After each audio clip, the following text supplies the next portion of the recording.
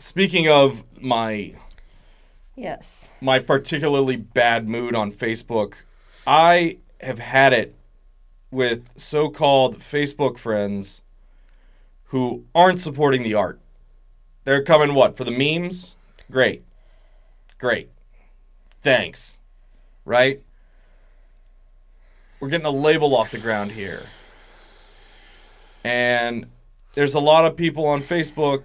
Facebook friends are kind of like Pokemon. You know, it's like, are they really your friend? Nah. Your friends support your efforts. Your friends click like. Thanks. So going through this, it reminded me of a project I had done a long time ago and then dropped them. It was actually the project I started Get Off My Lawn Records to do. Mm-hmm. And we had finished the single. I had done a preliminary mix with it, and they showed it to their friends, and their friends thought it was goofy, and they were kind of poking fun at them. And I had to remind them, your friends are not your fans. Yeah. The people that are watching right now, some of them are my friends, and thank you for watching. It's great. And some of them are fans that I've become friends with, which is very cool. I love meeting new people. Yes. I'm friends with anybody that'll be my friend, right? Mm-hmm. But with the fans, it takes a level of, for lack of a better word, mystery, right? I'm a hotshot guitarist that, if you don't know anything about me, the playing's even more impressive. Your friends know you as goofy you who likes whatever weird dorky thing that we all have some weird thing that we like that's everybody around us would make fun of us for, and that just it humanizes you, and thus you're no longer a rock star. Yeah.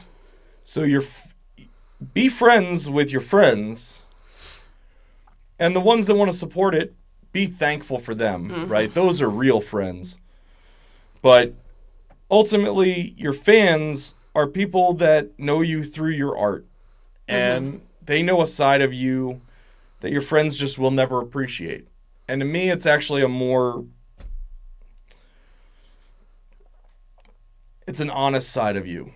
Something comes out with the art that, you know, posting your political thoughts on Facebook just doesn't get across, right?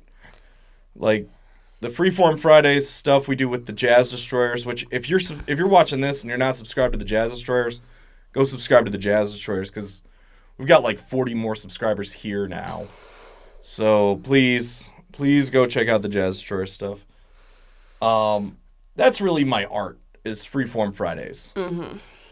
And with that, there's a lot of people in my world that don't get it. They don't want to get it. They have no interest in getting it. Sure. But they want to be friends with me, and that's great.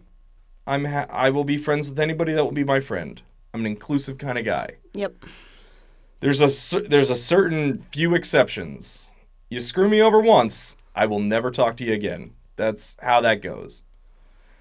And otherwise, I'm just, yeah, you want to be my friend? Sure. You know, I'm not... I have so many friends that it's hard to keep up with everybody. And if I'm failing at keeping up with you, reach out to me, right? It sucks trying to remember to reach out to everybody. And especially now where I'm working 3 jobs between the day job, the band, and this, it's just hard. But your friends, they're not going to come to your shows much, maybe in the early stages, but if you're a musician, your primary goal needs to be reaching a new audience that doesn't know who you are and doesn't know that you played D&D in high school or whatever dorky thing. I'm using that reference for Airheads, right? Uh-huh. Especially if you have a stage name, if you're using a stage name, your friends are going to think you're super goofy. And they're not going to get it. And the hardest part is building the fans that aren't your friends. Yeah. But if you can find those friends that really want to support what you're doing, have them show people who don't know you. That's where it starts. Friends of friends. And ultimately, if you make good art art that people want to share, it will grow. Yeah.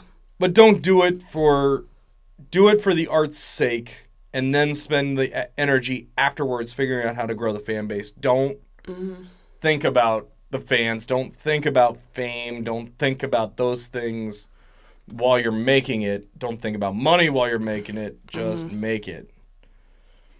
And that's really the only way you're going to make effective art that will work, that will help you actually build fans. Yeah. The other thing with fans is you have to be responsive to your fans to an extent, in that when you leave a comment, you'll probably see that I reply to comments. Mm-hmm. We don't get enough comments where I can no longer reply to every comment. Mm-hmm. I read every comment that we get, and I'm thankful for every single one of them. And I'm glad, I'm lucky in that I'm still at that place. Mm-hmm. You know, like Jomo and the Possum Posse, I know they read all their comments too. And it's tough when you get people that are nasty and rude and all that, but ultimately, you got to remember about negativity bias. Mm-hmm. How about you explain that one next episode? Negativity bias? Okay. Yeah. So next week on Carissa Explains It All, we'll have Carissa explain negativity bias. But ultimately, you need to find a way to reach people that don't know who you are. And I found a lot of luck on Facebook groups communities that I'm a part of, but my friends don't share. Synth memes, right? I've got like maybe 2-3 friends I get maybe 4 friends that are also part of synth memes. And those guys seem to love my electronic stuff. It's a secret to nobody. I just put out Pretentious Upgrade on this channel on the videos. I'll put that in, I don't know, maybe I'll put that whole record up on a playlist. Because it's, if you go onto Bandcamp, getoffmylawnrecords.bandcamp.com, that record is functionally free. It's pay what you want, including 0. So you can check that out. But those guys seem to really appreciate the fact that I'm making electronic music, and they like the kind of electronic music I'm making. Same with this one I've been losing my mind trying to work on, We Are Living in the Age of Neo-Feudalism. Mm-hmm. I got tape 1 done. I put that video up on this channel. I think it's on the special episodes playlist. And they all seem to really dig it, which is great. And they don't know I'm goofy. Because I'm pretty goofy. Yeah, I was going to say, just by looking at you, you can kind of tell you're goofy. Yeah. And you got to quit mumbling. Sorry. And don't breathe right onto the mic. So your friends are not your fans. And sometimes your wife isn't either. Yeah, your family is probably supportive, but they're probably the least likely to understand what you're doing. Right? There's a reason that these festivals and things get away with the argument of you're doing it for exposure. Mm-hmm. It's to build a fan base. There's other ways to do it, though, rather than paying $20 to get rejected. Sure. So figure out if you're making music, you have to figure out a way to put your music in front of people that don't know you. Mm-hmm. And it's a shot. It's like hunting with a shotgun, right? You're not gonna. Every single person that you show it to is not gonna like it. You know, it'll be a subset of that. But you're hoping if you show it to 100 people and 10 people are fans because of it, that was worth it. Mm-hmm. If you show it to 100 people and 1 person becomes a fan because of it, that was worth it. You do it for the fans that you do have. Mm-hmm. And there's the 1,000 true fan theory that's so very common. You know, if you keep at it, you can build up to your 1,000 fans. So, and that's a lot of what we're doing with the label, right? Mm-hmm. Is the people that are subscribed to Jomo and the Possum Posse, very little overlap with who are subscribed to us. Mm-hmm. People that are subscribed to us, there's certainly a subset that are not subscribed to the Jazz Destroyers. Yeah. but maybe they'll dig Sounds in Between. And maybe the people that dig Sounds in Between will dig what we're doing as a label. Because I do try to conduct business in a very unique way in that I'm not it's definitely not shyster. No, it's all. In it's many all on ways, the I'm website. financially shooting myself in the foot. Sure. You know, a lot of indie labels will do a 50-50 split with the band. Where the label gets half and the band gets half. I don't do that. I take a cut as a member of the band. So if there's 5 guys in the band, I'm only getting 20%. If it's 4 guys and me, it's 20%. If it's 9 guys and me, I get 10%, not 50. Right? But I do it because I think that's the most fair way to do it. They're playing the whole time. I'm recording the whole time. They got to go play a bunch of shows to sell the records, and I put in the time to mix and master and do the video. So seems like a fair trade to me. I think taking more than that is wrong, but everybody's going to conduct business how they see fit. So your friends are not your fans. Your fans can become your friends. I am so glad I've made a couple of friends with fans. I've met some really interesting people because of this podcast and because of the label. So just keep that in mind, and don't feel weird about people that are upset over you pushing your stuff on social media. If they're upset that you're pushing your stuff on social media, screw them. Unfriend them.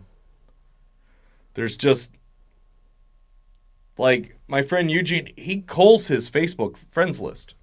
Does he? He keeps it at 150. Wow. When he gets up over 150, he starts cutting it back down to 150. Because you can really only maintain relationships with about 100 people. It's hard to stay in contact with more than that, as I find out. I don't even know what my list is at anymore. You're at about 150. So Am I really? Yeah. Am I really up to 150? I don't know that you're up to 150. You're sub 150 though. Let me know how many friends you have on social media. That's interesting. Some people collect friends like Pokemon, and some are a lot pickier. So let me know roughly how many friends you have on Facebook. And I know you got Facebook. Almost everybody's got it these days. And if you're watching on Instagram, thanks for checking this stuff out. This is why I'm streaming on Instagram, is because there's certainly a subset on Instagram that are checking out all the stuff I'm doing, and I get about 50 people that seem to like everything I post, which is awesome. Thank you. But they don't know who I am, really. Yeah. I'm just a guy who posts pictures. I'm a musician. They know I'm a musician.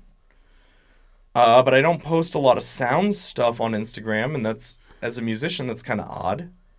You post a lot of cat pictures. Well, Regal Cat is cute. Regal Cat's adorable. And so is Studio Cat.